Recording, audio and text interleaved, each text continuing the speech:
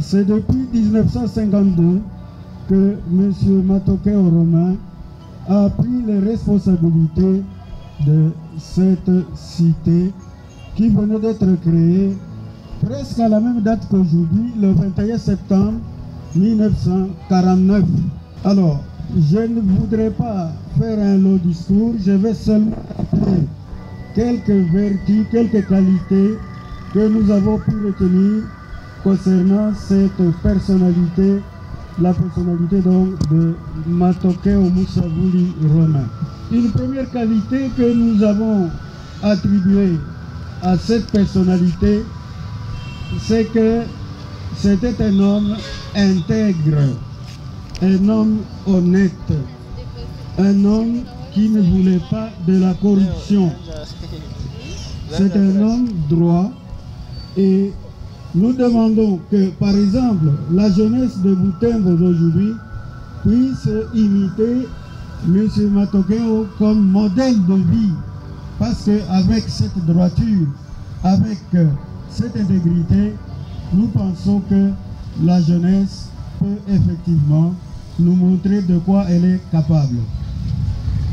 En deuxième lieu, Matokeo, c'était un grand travailleur. Travailleur parce qu'il voulait qu'il y ait, que le travail soit bien fait. Un homme d'ordre, il aimait beaucoup l'ordre, il aimait beaucoup le travail bien fait. Et encore une fois, c'est une qualité que nous devons essayer de protéger et d'adopter si nous voulons que la ville puisse se développer de manière harmonieuse.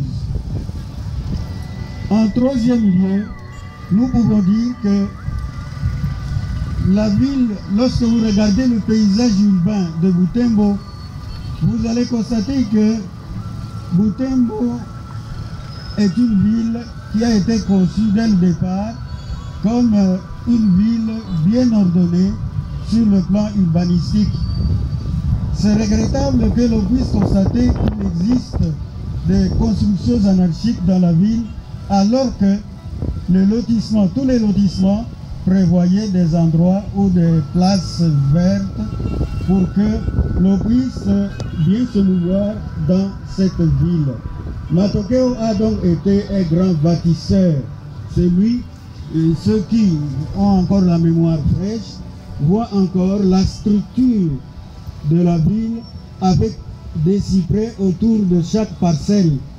Mais tout cela a disparu et cela affecte négativement, malheureusement, l'environnement de la ville.